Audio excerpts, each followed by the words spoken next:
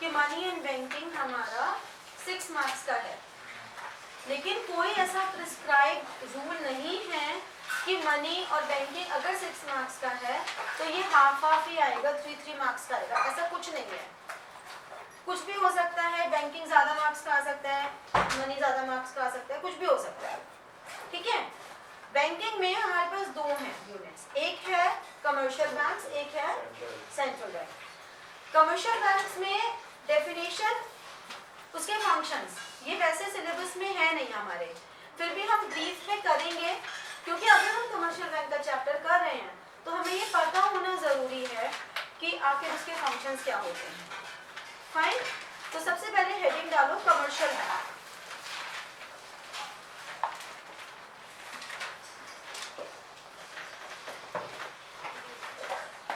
Commercial bank, write down the definition of commercial banks.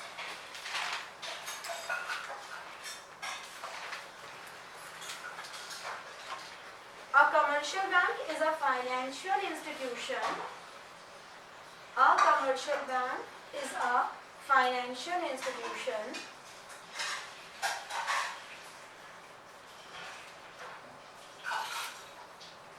that accepts demand,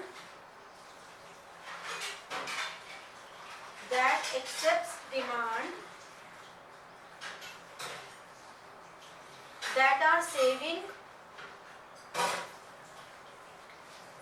it out of their income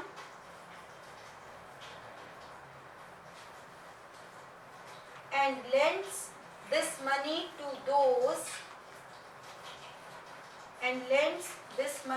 those who require it.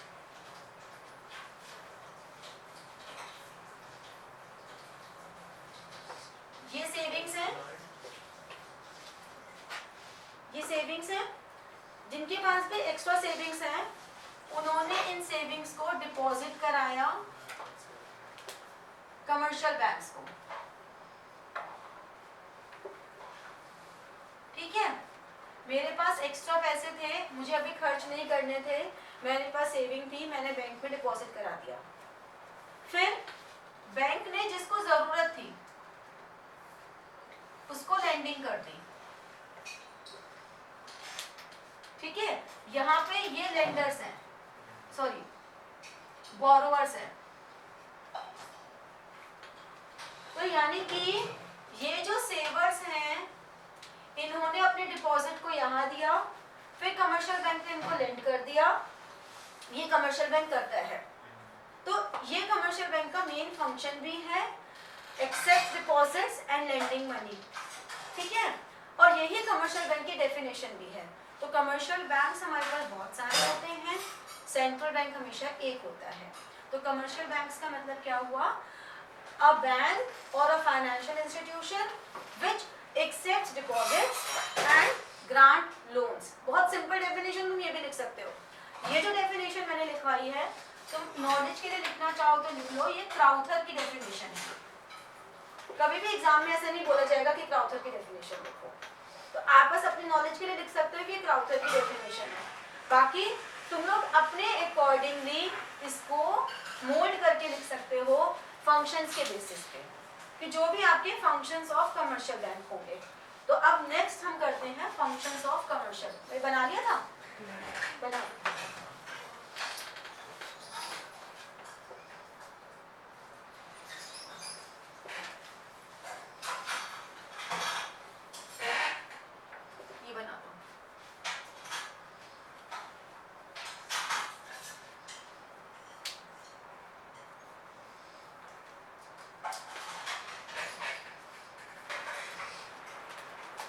Functions, ये सिर्फ तुम्हें मैं short में एक table में बता रही हूँ, डिटेल में नहीं कुछ लिखवाऊंगी, क्योंकि फंक्शंस ऑफ कमर्शियल बैंक आपके सिलेबस में है नहीं। इसके प्राइमरी फंक्शंस,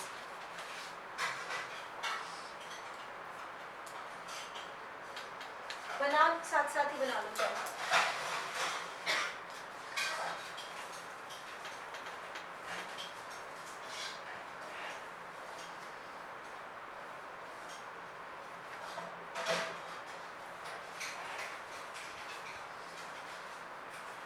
पार्ट्स में हम डिवाइड करते हैं, प्राइमरी फंक्शंस एंड सेकेंडरी, या हम कह सकते हैं जनरल यूटिलिटी फंक्शंस। फिर प्राइमरी फंक्शंस में फर्दर 2 पार्ट्स हैं,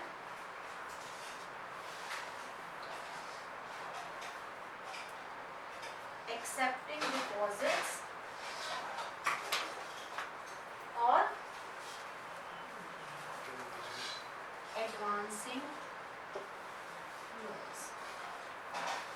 ठीक है, डिपॉजिट्स एक्सेप्ट करने में फिक्स्ड या जिन्हें हम टाइम डिपॉजिट्स भी कहते हैं, सेविंग्स जिन्हें हम डिमांड डिपॉजिट्स भी कहते हैं। ठीक है, फिक्स्ड यानी कि टाइम डिपॉजिट्स जिनका एक फिक्स्ड टाइम है।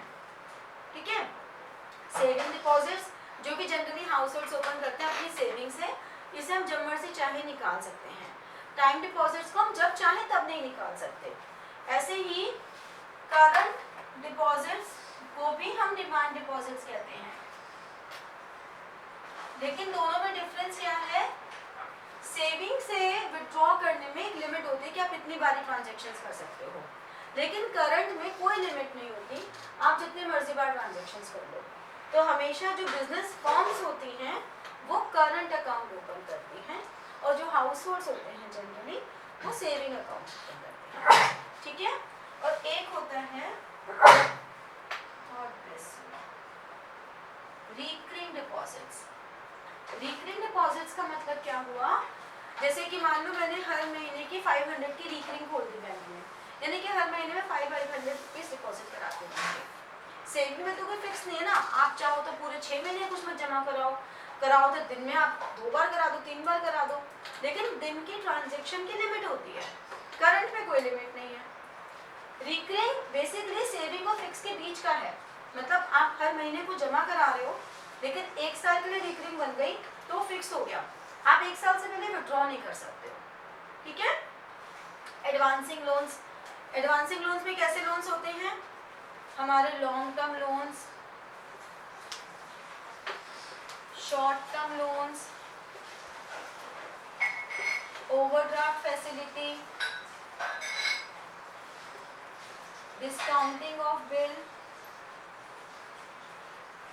तुम तो सभी कॉमर्स वाले हो ना, तुम में से कोई ह्यूमैनिटीज का तो नहीं है, तो सबको पता है कि डिस्काउंटिंग मतलब जो भी बिल्स रिसीवेबल होता है उसको बैंक से डिस्काउंट करा देते हैं। ओवरड्राफ्ट जो करंट अकाउंट वालों को मिलती है फैसिलिटी कि they can withdraw over and above the amount. General utility में जैसे कि एटीएम की फैसिलिटी मिल गई, गिफ्ट कार्ड्स, ठीक है ना, सिक्योरिटीज की सेल परचेज, डीमैट अकाउंट,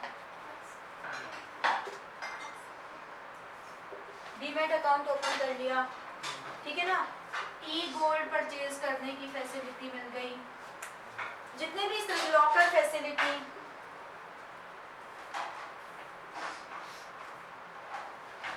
ये सब हमारे लिए सेकेंडरी फंक्शंस हैं। ठीक है, तो ये इतना सा इंट्रोडक्शन ही देना था, ये ना तो एग्जाम में आता है तो बट कॉमर्स के बच्चे हो, इकोनॉमिक्स के बच्चे हो, कमर्शियल बैंक क्या करते हैं तो पता होना चाहिए ना, सब कुछ हम सिलेबस थोड़ा सा ज्ञान भी प्राप्त कर लेना चाहिए। क्रेडिट क्रिएशन के नाम से हमें क्या समझ में आ रहा है? क्रेडिट क्रिएट करना। क्रेडिट कैसे क्रिएट करेंगे? लोन से, है ना। तो क्रेडिट क्रिएशन क्या होगा? लिखो, a process conduct bye commercial banks, a process conducted by commercial banks for lending money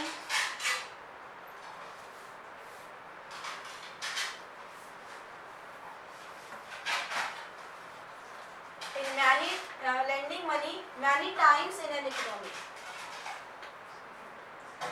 with the help of many times in the economy with the help in the economy with the help of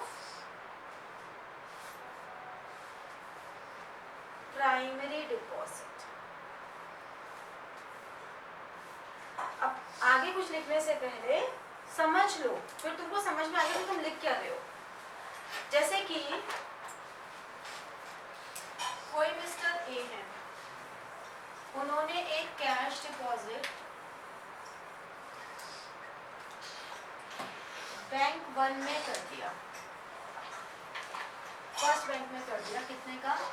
₹40,000। ठीक है, इसे हम कहेंगे initial deposit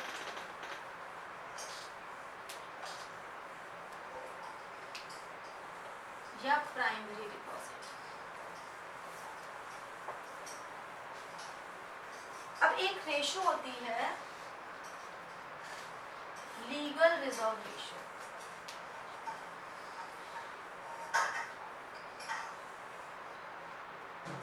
legal reserve ratio का मतलब क्या होता है पता है? सुनिए टर्म कभी पहले। बैंक को बोलते हैं कि जो गवर्नमेंट बोलते हैं कमर्शियल बैंक को 1% रिजर्व रखने को अपने पास, जो उनके पास आते हैं। लीगल रिजर्व रेशो वो परसेंटेज है, परसेंटेज ऑफ टोटल डिपॉजिट्स, उनके पास रहना चाहिए, हाँ, which cannot be available for lending।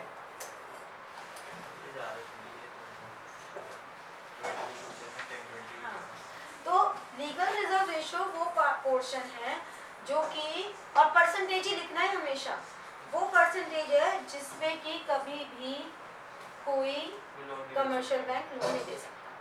यानी कि अगर हमने इस एग्जांपल में एज्यूम कर लिया कि LRR 20% है,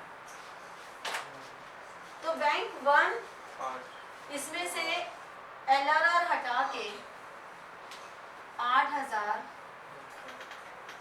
32,000 इज अवेलेबल फॉर लेंडिंग। हो गया? अब इसने लैंड कर दिया ये मिस्टर बी को। हम क्या assumption लेके चल रहे हैं कि all people in the economy does transaction through bank। Bank के थ्रू ही करते हैं, बैंक के थ्रू ही सारे लोग ट्रांजैक्शन कर रहे हैं। यानी कि मिस्टर बी को 32,000 का लोन मिल गया, इन्होंने डिपॉजिट कर दिया इन बैंक 2। बैंक 2 के पास डिपॉजिट आ गया, कितना आया? चलो बैंक 2 की कहानी करते हैं। बैंक 2 के पास डिपॉजिट कितना आया? 32। इन्होंने LRR, हाँ कम होता जाएगा, ठीक है ना, 25। ये अवेलेबल फॉर लैंड है।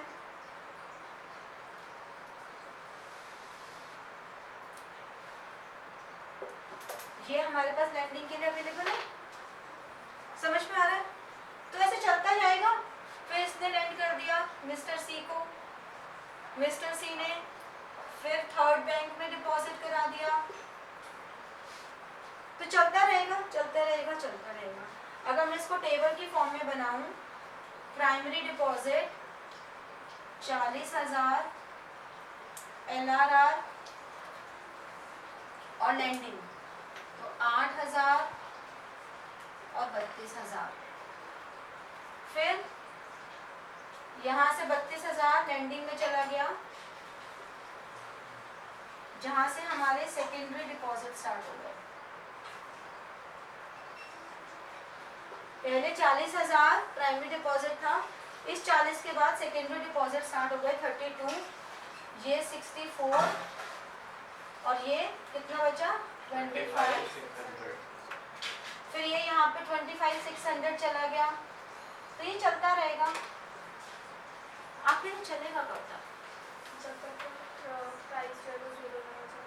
जीरो तो हो गई ऐसे नहीं हम जब तक वापस नहीं करेंगे।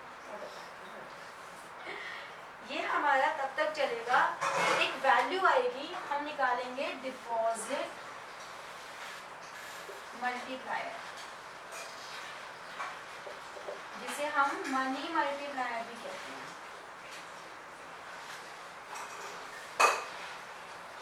डिपॉजिट मल्टीप्लायर या मनी मल्टीप्लायर, ये क्या होता है? ये होता है 1/LRR और फिर टोटल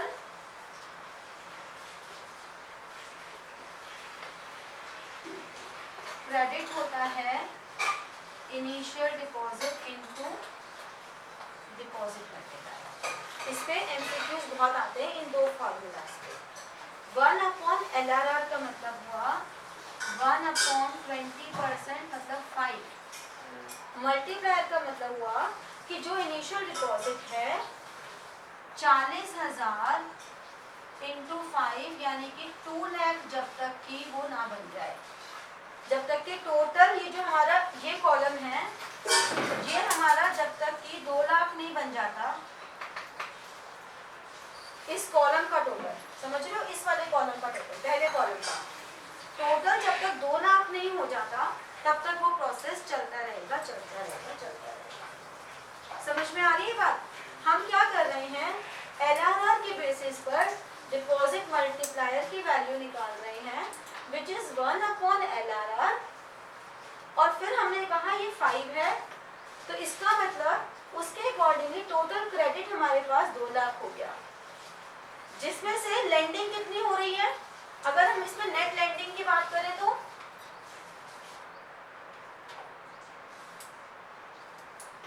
नेट लेंडिंग ये जो 2 लाख है, इसमें से इनिशियल डिपॉजिट माइनस कर दो, नेट लेंडिंग 1,60,000 की हो रही है, क्योंकि 40,000 तो इनिशियल डिपॉजिट ही आया था, तो टोटल अमाउंट हमारे पास 2 लाख का है, जब तक इस कॉलम का टोटल 2 लाख नहीं होगा। तो आपको एग्जाम में कोई 2 लाख तक बना के नहीं दिखाना है, सिर्फ पहले 2 कॉलम दिखा दो, फिर डैश डैश डैश डैश डाल दो। ये बैंक को अपने आप, उनका काउंटर अपने आप चलता है। हाँ, तो ये हमारी अभी फिलहाल के लिए अजम्पशन ये है, इसको स्टडी को समझने के लिए, कि हम एक सिंगल बैंकिंग सिस्टम पे काम कर रहे हैं, लेकिन अगर मल्टीपल बैंकिंग सिस्टम होता है तो भी ये पूरा एक सिस्टम है जिसके थ्रू पता लग जाता है। और basically this is the main reason कि लोग, अगर मान लो मेरे पास कैश में फीस आई, मैं बैंक में डिपॉजिट करा दूं उसे, ये मान के कि मैं कैश खर्च ही नहीं करूंगी, तो जितना मैं बैंक में पैसे जमा कराऊंगी, ऐसे ही जितने सब लोग अपने सारे कैश को, मतलब हम ये अजम्पशन लेके चल रहे हैं तो हम बैंकिंग ट्रांजैक्शन ही कर रहे हैं, कैश ट्रांजैक्शंस है ही नहीं, जीरो कैश ट्रांजैक्शंस हैं।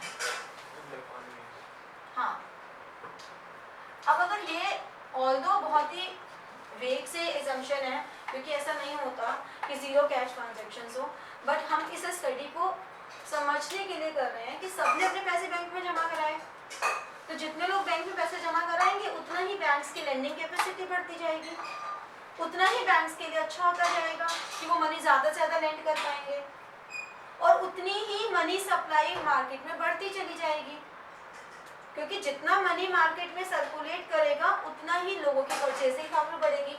तो किसी भी इकोनॉमी के लिए ये बहुत ज़रूरी है कि लोगों के अंदर बैंकिंग हैबिट्स आए।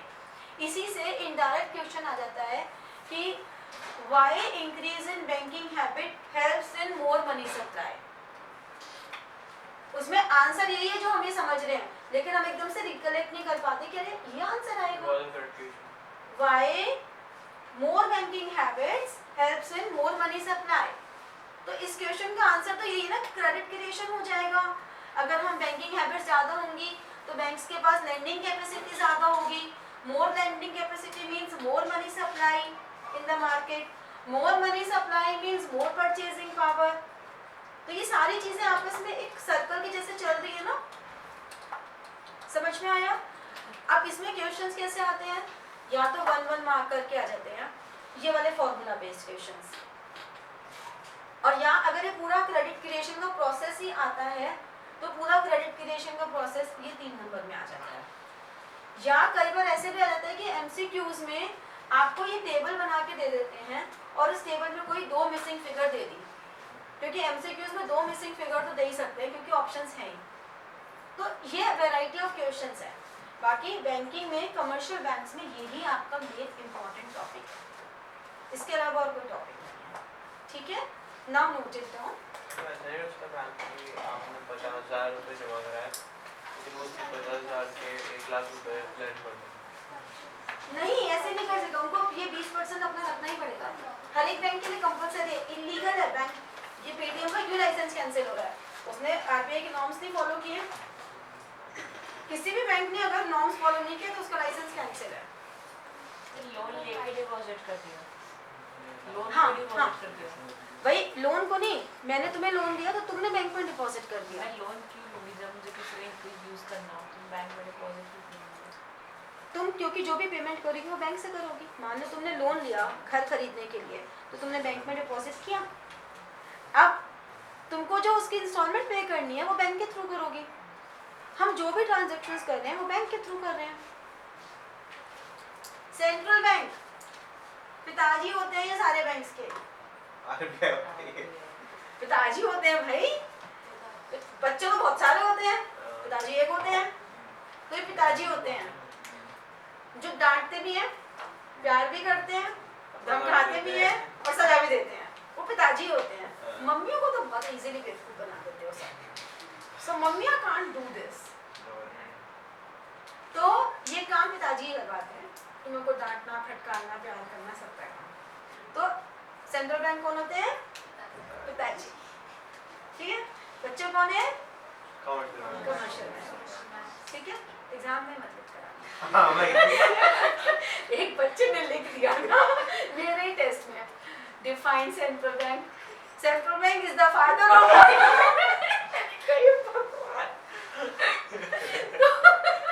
ऐसा मत करना, लिखो। Central bank is the supreme institution. Central Bank is the supreme institution which is the apex of the, apex मतलब सबसे ऊंचा, सर्वोच्च, apex of the monetary and banking structure of the country. Banking structure of the country. Of the country.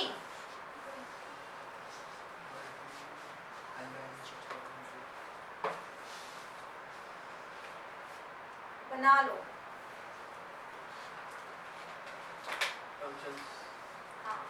इसके function है syllabus में? जी हाँ, इसके functions हैं सिलेबस में और बहुत डिटेल में है, बहुत अच्छे से 3-3 नंबर में भी कई बार पूछे जाते हैं। तो और एक एक फंक्शन बहुत बड़ा बड़ा है। लेकिन अभी किसी पूरा चैप्टर ही 6 होता है ना। बस वही तो चक्कर है ना, बैंकर ऑफ द गवर्नमेंट,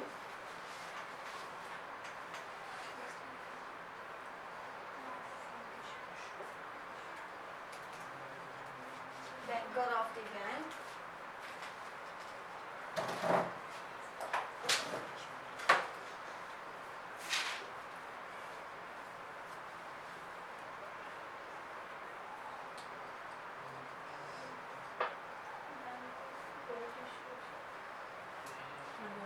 एक लास्ट रिजॉर्ट करके भी कुछ। ये इसी में आएगा।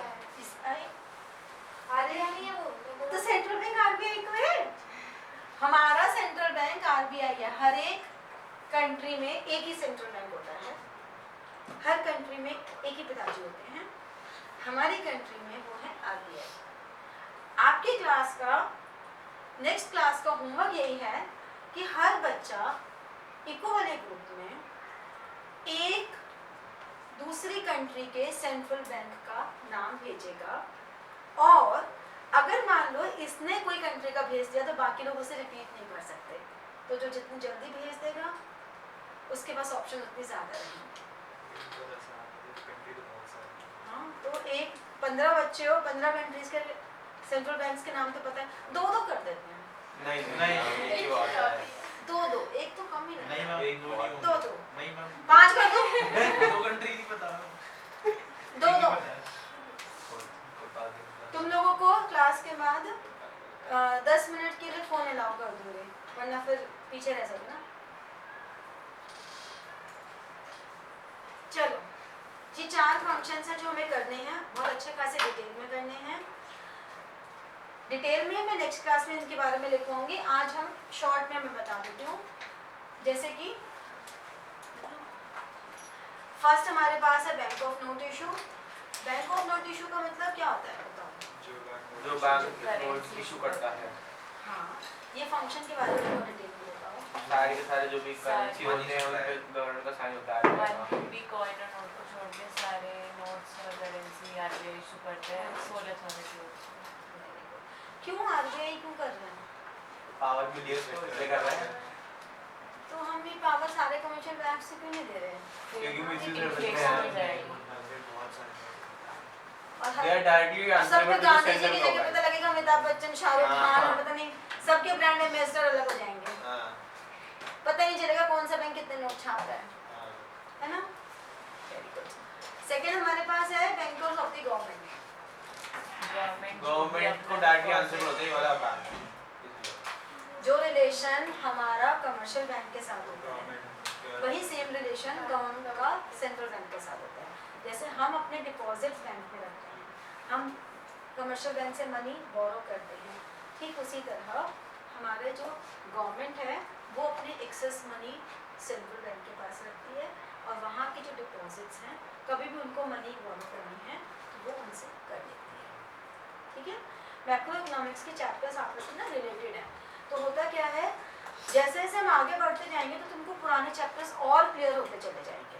जैसे जो अभी मैंने बात बोली, जब हम आगे करेंगे तो हमारे को और ये चीज़ें क्लियर होती चली जाएंगी, क्योंकि रिपीटिशन हो रही है, चीज़ें थोड़ी थोड़ी रिपीट होती जा रही है। ऐसे ही बैंकर्स ऑफ द बैंक, यानी कि जो रिलेशन हमारा कमर्शियल बैंक के साथ है वही कमर्शियल बैंक का सेंट्रल बैंक के साथ है। कमर्शियल बैंक अपने एक्स्ट्रा मनी सेंट्रल बैंक के पास डिपॉजिट रख देता है, और whenever commercial banks need some money they borrow it from central bank. हाँ, क्यों नहीं हो सकता? कमर्शियल बैंक का प्रॉफिट अर्निंग बैंक्स है ये। कमर्शियल बैंक कोई नॉट फॉर प्रॉफिट ऑर्गेनाइजेशन नहीं है।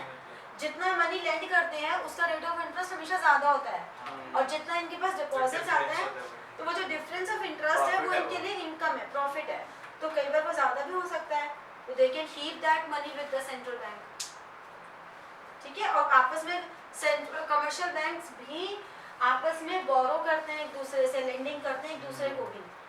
तो हम लोग वो बिजनेस स्टडीज में पढ़ोगे तुम लोग अभी, काफी थोड़ा टाइम बाद आएगा वो चैप्टर, कॉल मनी कहते हैं उसे। Call money inter bank transactions होती है, when one commercial bank lends money to another commercial bank, and that is to for some hours और सम डेज, जनरली 15 डेज तक की होती है वो। बहुत इमरजेंसी। हाँ, लेकिन 15 डेज तक की नहीं वो मनी होती है, और हो सकता है वो 2 घंटे के लिए भी हो। ये जो LRR हम पढ़ रहे थे ना, वो LRR मेंटेन करने के लिए। पहले क्या था, जब तक कंप्यूटराइज सिस्टम नहीं था तब तक तो फिजिकल फॉर्म में वो चेक करते थे, तो उसमें फिर भी वो थोड़ी बहुत डिले कर पाते थे। अब क्या पूरे सॉफ्टवेयर्स हो गए, सेंट्रलाइज हो गया है। जैसे ही किसी कमर्शियल बैंक की अगर वो रेशो से कम जाएगा तो एकदम से वो नोटिफिकेशन सेंट्रल बैंक के पास चला जाता है। तो अब कमर्स सब कंप्यूटराइज है, कोई हेरा फेरी हो ही नहीं सकती है। तो इसलिए कमर्शियल बैंक्स कई बार अपने इस रेशो को मेंटेन करने के लिए एक दूसरे से मनी बोरो करते हैं, और आपस के रिलेशन पे डिपेंड करता है कि वो इंटरेस्ट लेते भी हैं कि नहीं लेते। अगर लेते हैं तो उस इंटरेस्ट को हम कॉल रेट कहते हैं। ये सब चीज़ें डिटेल में तुम बिजनेस स्टडीज में भी पढ़ोगे। फिर controller of money supply and credit, अगर ऐसा लगता है कि इकोनॉमी में क्रेडिट बहुत ज़्यादा चल रहा है, लोग बहुत ज़्यादा लोन ले रहे हैं, लोग बहुत ज़्यादा खर्चा कर रहे हैं, तो ऐसे में वो उस पर कंट्रोल कर देते हैं, और वो कंट्रोल करके उसको कॉन्ट्रैक्ट कर देते हैं। तो इसके बहुत सारे मेजर्स हम लोग पढ़ेंगे कि कैसे वो कंट्रोल करते हैं, ये सब हम पढ़ेंगे। ये टॉपिक आपके सिलेबस में 2 चैप्टर्स में है, ये वाला टॉपिक है, ये वाला पर्टिकुलर। ये टॉपिक आपके इस चैप्टर में भी है और जो इसके अगली यूनिट है उसका भी लास्ट चैप्टर इसी टॉपिक पर है। तो होता क्या है, या तो हम अभी इसको शॉर्ट में कर देते हैं तब डिटेल में करते हैं, बट मैं अभी ही डिटेल में करवा दूंगी तुम्हें, जिससे कि उस समय तुमको चैप्टर समझना थोड़ा और दोबारा रिपीट हो जाएगा तो इजी हो जाएगा ना। तो मैं अभी ही डिटेल में करवा दूंगी मैं ये, ऑल्दो बैंकिंग वाले चैप्टर में ये डिटेल में है नहीं, ठीक है, तो इसलिए हमारा इसमें टाइम लग जाएगा और ज़्यादा, ठीक है। So like, share and press the bell button for getting your notifications and comment. ठीक है, thank you.